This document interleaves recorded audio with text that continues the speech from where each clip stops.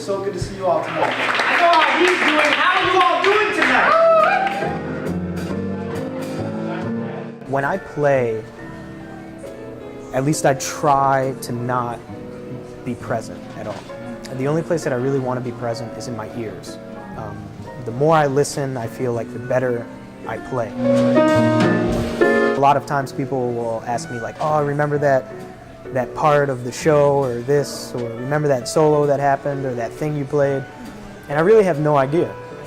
I don't really know what's going on for the most part.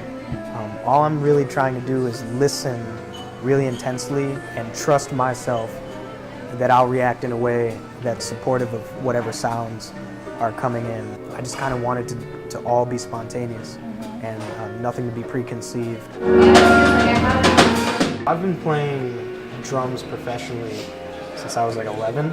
There's a really big blues scene in Syracuse where I'm from. So I grew up playing like all over there. And a lot of the musicians there kind of just took me under their wing. Jazz really just allowed me to say things that I either didn't know how to say or I wasn't able to say with words.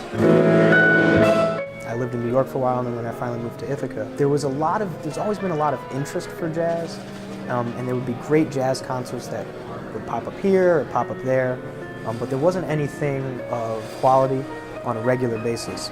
For whatever reason, this year, whether it's the students or places in the lives in which the faculty are or certain venues, we're able to really support the need for jazz for the audience that's here.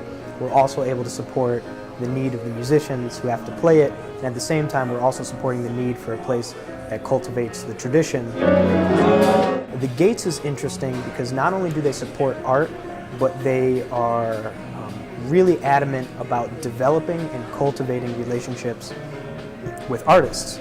So there's a unique relationship which is kind of rare with a lot of venues these days that we really get to kind of enact here.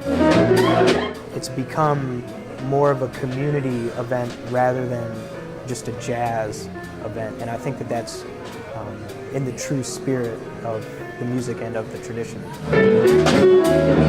Ithaca College had a jazz club in the past, and then it kind of faded away, and we've had a resurgence. Cornell University has had a jazz club for a while. This year, I was inspired by our passionate president of our jazz club, Tom Smith, and I was thinking, this has to happen. The two jazz clubs have to have an event. The jazz tradition is formed of a lot of different legacies, so I'm in some point in my life now where I'm trying to establish like what is my legacy, what will exist either when I'm no more, what will last here. I'm really interested in creating something that will last.